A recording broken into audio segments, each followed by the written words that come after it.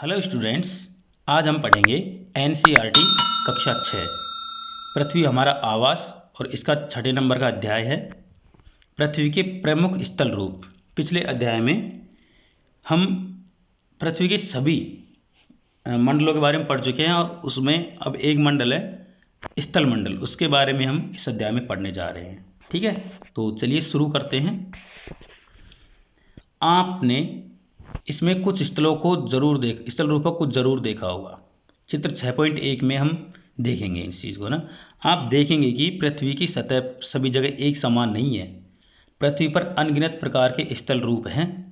स्थल मंडल के कुछ भाग ऊंचे नीचे तथा कुछ भाग समतल होते हैं। क्या आप जानते हैं, पहाड़ी वह स्थलीय भाग है जो कि आसपास की भूमि से ऊंची उठी होती है। 600 मीटर से अधिक ऊंचाई और खड़ी ढाल वाली पहाड़ी को पर्वत कहा जाता है। 8000 मीटर से ऊंचे कुछ पर्वतों के नाम बताएं। तो 8000 मीटर से ऊंचे कुछ पर्वत बहुत ही कम है, जैसे हिमालय पर्वत है ना। चलो आगे देखते हैं। ये स्थल रूप दो प्रकार के परिणाम स्वरूप बनते हैं। आपको यह आश्चर्य जानकर आश्चर्य होगा कि मैदान जिस पर आप खड़े हैं उसमें धीरे धीरे गति हो रही है, मतलब धीरे धीरे ये सरक रहे हैं। पृथ्वी के अंदर लगातार गति हो रही है। प्रथम या आंतरिक प्रक्रिया के कारण बहुत से स्थानों पर पृथ्वी की सतह कहीं ऊपर उठ जाती है तो कहीं धंस जाती है। तो आप इस चित्र को देखिए, यहाँ पर क्या क्या दिख रहा है आपको। पर्वत, पठार, झील, सहायक नदी, पर्वत श्रृंखला, पहाड़ी, मैदान, वितरिका, डेल्टा, नदी मुहाना, प्रायद्वीप, स्थल संधि, तट, समुद्र, मैदान, जल संधि, द्वीप, ये सब कुछ इसमें आपको दिख रहा है ना। और इनके बारे में आप वैसे भी जानते हैं और फिर आपको और बता दिया जाएगा। कुछ करके सीखते हैं। पर्वत बनाना। आपको बहुत मात्रा में कागज़ चाहिए। कागज़ों को मेज पर रखिए। कागज़ों को अपने हाथों से दोनों तरफ से दबाइए। कागज़ में मोड़ पड़ जाएंगे तथा वे एक चोटी की तरह ऊपर की ओर उठ जाएंगे। अब इस प्रकार आपने एक पर्वत बना लिया है, इस तरह से, जैसे ये लड़की ने बनाया ना, इस तरह से। तो ये तो आपके करने का, आप करते रहिए। आगे चलते हैं। दूसरी या बाह्य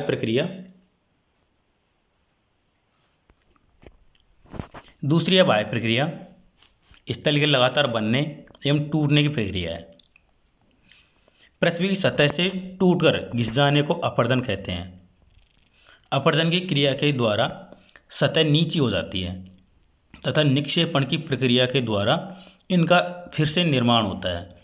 ये दो प्रक्रियाएं बहते हुए जल, वायु तथा बर्फ के द्वारा होती हैं। हम विभिन्न स्थल रूपों को उनकी ऊंचाइयों एवं ढाल के आधार पर पर्वतों, पहाड़ों एवं मैदानों में वर्गीकृत कर सकते हैं। नेक्स्ट बात करते हैं पर्वत की। पर्वत पृथ्वी की सतह की प्राकृतिक ऊंचाई है। पर्वत का शिखर छोटा तथा आधार चौड़ा होता है। यह आसपास के क्षेत्रों से बहुत ऊंचा होता है। कुछ पहाड़ बादलों से भी ऊंचे होते हैं। जैसे जैसे आप ऊंचाई पर जाएंगे जलवायु ठंडी होती जाती है। कुछ पर्वत पर हमेशा जमी रहने वाली बर्फ की नदियाँ होती हैं, जिन्हें हिमानी कहा जाता है। यहाँ कुछ ऐसे भी पर्वत हैं जो समुद्र के भीतर हैं तथा जिन्हें आप नहीं देख सकते। कठोर जलवायु होने के कारण पर्वतीय क्षेत्रों में बहुत कम लोग निवास करते हैं। यहाँ का धरातल खड़ी ढाल वाला होता है तथा कृषि योग्य भूमि की कमी होती है। पर्वत एक रेखा के क्रम में भी व्यवस्थित हो सकते हैं, जिसे श्रृंखला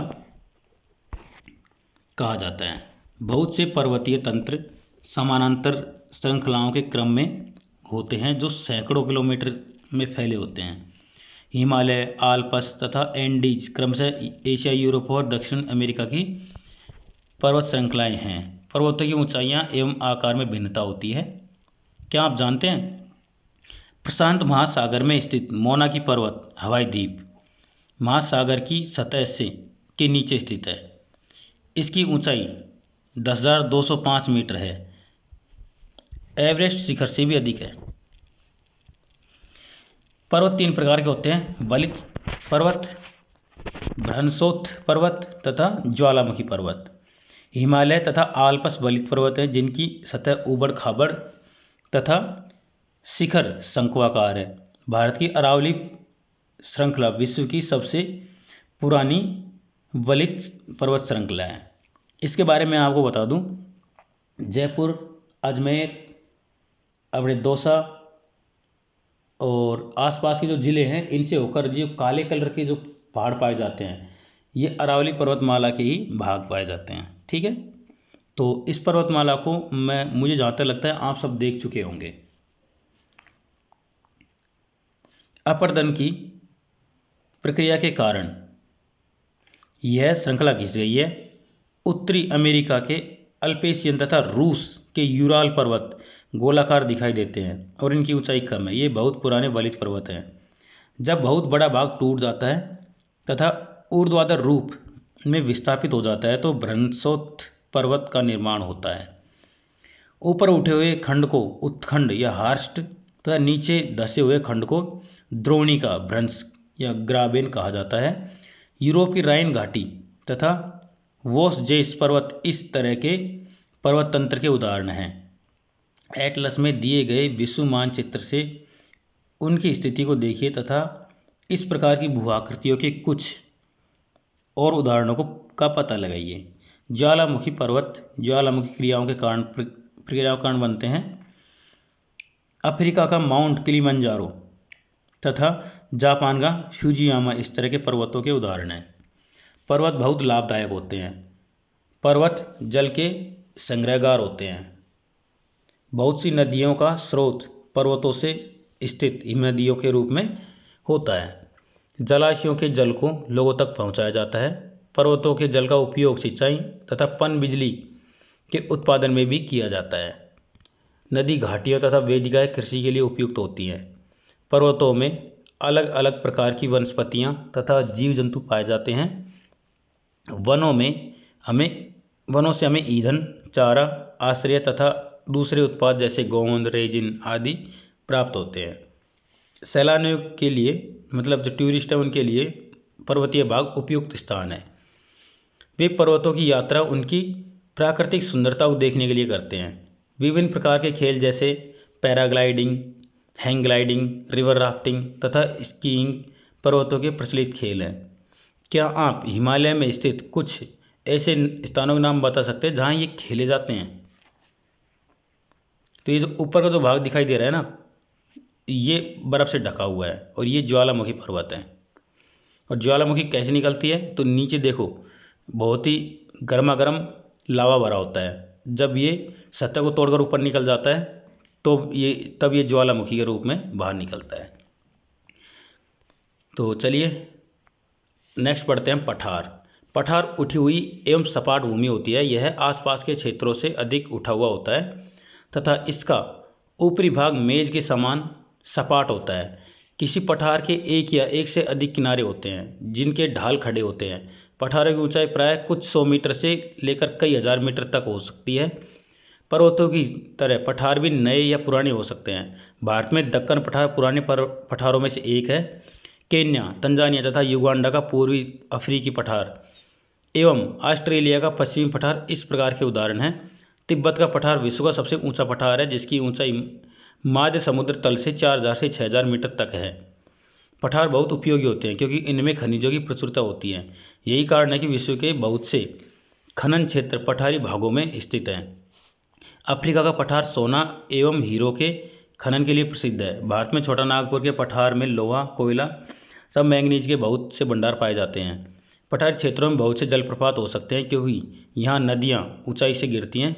भारत में छोटा नागपुर पठार पर स्वर्णरेखा नदी पर स्थित हुंडरू जलप्रपात तथा कर्नाटक में जोंग जलप्रपात इस प्रकार के जलप्रपातों के उदाहरण हैं। लावा पठार में काली मिट्टी की प्रचुरता होती है जो उपजाऊ है एवं खेती के लिए काफ़ी अच्छी होती है। कई पठारों में रमणीय स्थल होते हैं जो पर्यटकों को आकर्षित करते हैं। मैदान समतल भूमि के बहुत बड़े भाग होते हैं। वे सामान्यतः माध्य समुद्री तल से 200 मीटर से अधिक ऊंचे नहीं होते हैं। कुछ मैदान काफ़ी समतल होते हैं, कुछ उर्मिल तथा तरंगित हो सकते हैं। अधिकांश मैदान नदियों तथा उनकी सहायक नदियों के द्वारा बने होते हैं। नदियाँ पर्वतों के ढालों पर नीचे की ओर बहती हैं तथा उन्हें अपरदित कर देती हैं। वे अपरदित पदार्थों को अपने साथ आगे की ओर ले जाती हैं। अपने साथ ढोए जाने वाले पदार्थ जैसे पत्थर, बालू तथा सिल्ट को वे नदियों में निक्षेपित कर देती हैं, मतलब जमा कर देती हैं। इन्हीं निक्षेपों से मैदानों का निर्माण होता है। सामान्यतः मैदान बहुत अधिक उपजाऊ होते हैं। यहाँ परिवहन के साधनों का निर्माण करना आसान होता है, इसलिए ये मैदान विश्व के सबसे अधिक जनसंख्या वाले भाग होते हैं। नदियों के द्वारा बनाए गए कुछ बड़े मैदान एशिया तथा उत्तरी अमेरिका में पाए जाते हैं। एशिया में स्थित भारत में गंगा एवं ब्रह्मपुत्र का मैदान तथा चीन में यांगत्से नदी का मैदान इसके प्रमुख उदाहरण हैं।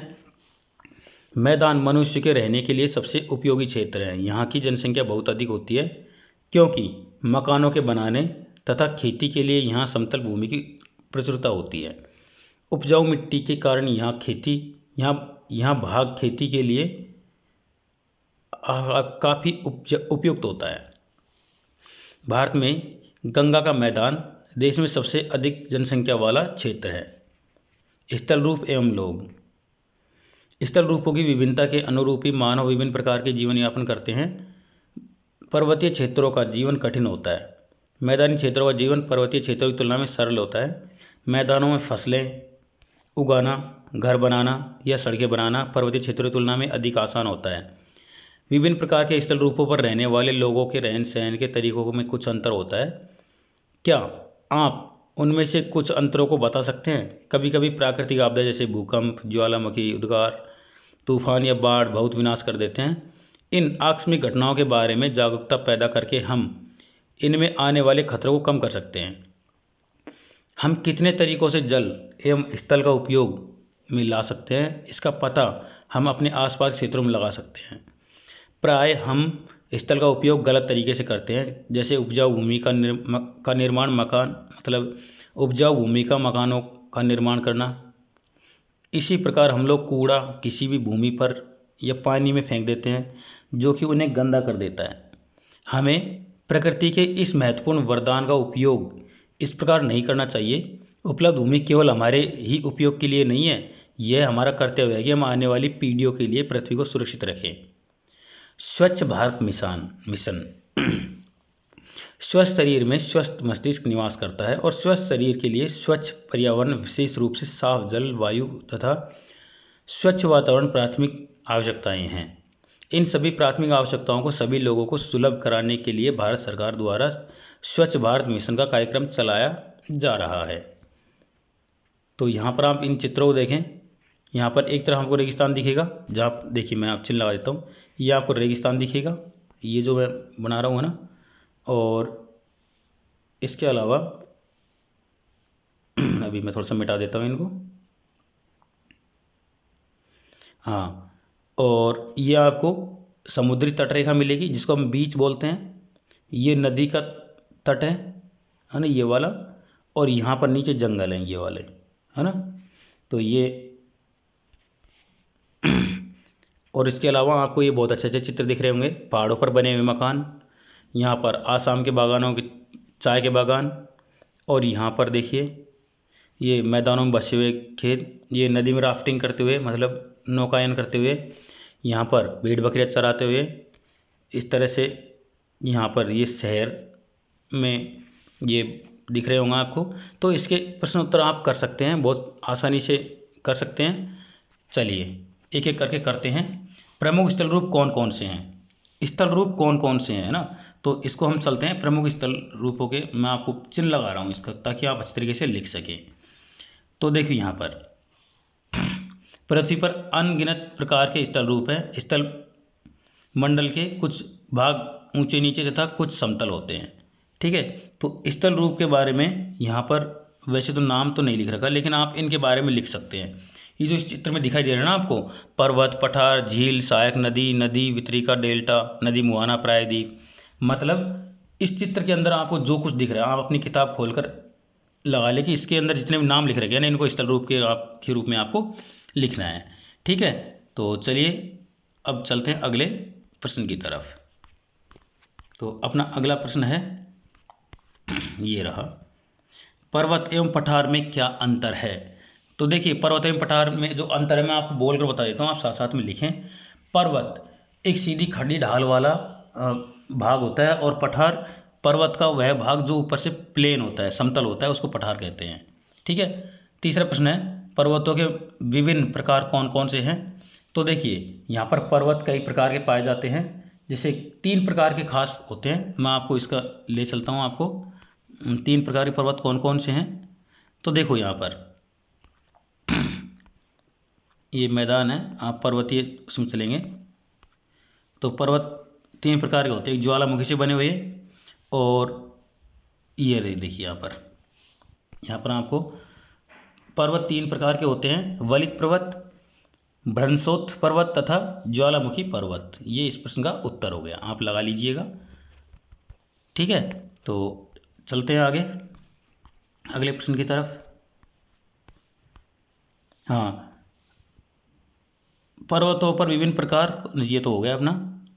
मनुष्य के लिए पर्वत किस प्रकार उपयोगी है। देखिए पर्वतों पर बहुत सारे खनिज पदार्थ पाए जाते हैं, उसके अलावा बहुत सारे जीव जंतु वहाँ पर निवास करते हैं, बहुत सारे जंगल पाए जाते हैं। पर्वतों पर अथाह जलराशि बर्फ के रूप में जमा रहती है, जो धीरे धीरे पिघलकर मनुष्य के पीने के लिए, खेती के लिए वर्ष भर धीरे धीरे मिलती रहती है, इसलिए पर्वत हमारे लिए बहुत ज़्यादा उपयोगी है। ठीक है, आप अपने हिसाब से लिख सकते हैं। मैदानों निर्माण किस प्रकार होता है। नदियों द्वारा पर्वतों पर से बहाकर लाई गई सिल्ट, मतलब मिट्टी और भी बहुत सारे पदार्थ हैं, वो मैदानों में धीरे धीरे जमा होते रहते हैं। इस प्रकार से नदियों द्वारा मैदानों का निर्माण होता है। नदियों द्वारा निर्मित मैदान सघन जनसंख्या वाले होते हैं, क्यों।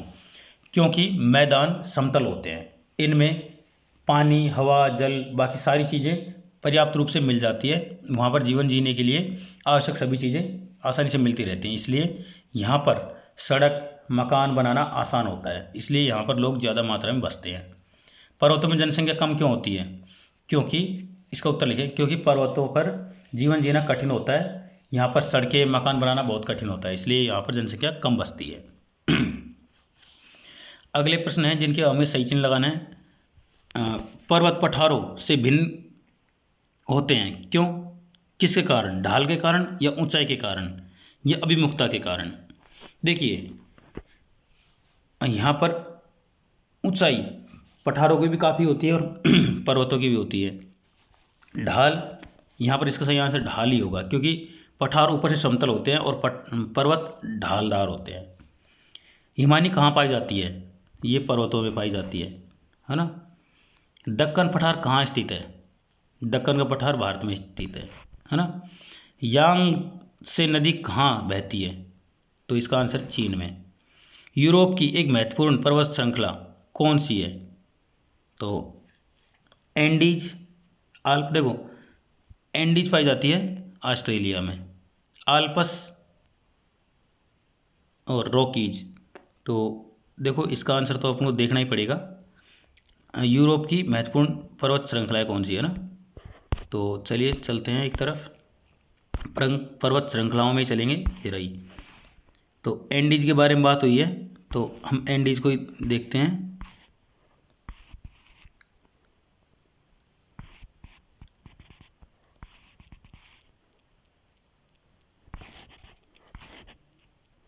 तो पठार आ गया।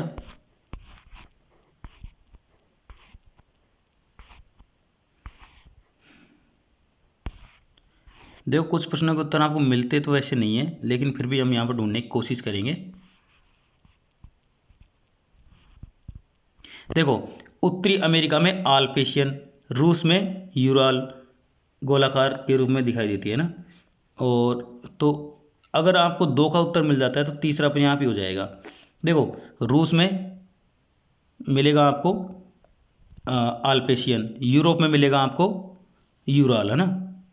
तो तीसरा उत्तर क्या है आपका, वो अपने आप ही हो जाएगा। तो मैं यहाँ पर चिन्ह लगा देता हूँ आपके अनुसार, एंडीज। ठीक है, तो इस 1 मिनट, इसका सही आंसर होगा एंडीज, ये वाला। ठीक है, तो बाकी जो खालिस्तान भरने का है वो देखते हैं, 1 मिनट। खालिस्तान भरें, समतल भूमि वाले विस्तृत क्षेत्र को मैदान कहते हैं, लिख ले, मैदान, मैदान। ठीक है, अगला है हिमालय एवं आल्पस पर्वतों के उदाहरण है, कौन से पर्वत है ये। यहाँ पर ये वलित पर्वत है, ठीक है, वलित, इसमें लिखेंगे वलित। पठार क्षेत्रों में खनिजों की प्रचुरता होती है, पठार लिखेंगे इसमें। पर्वतों का एक क्रम है।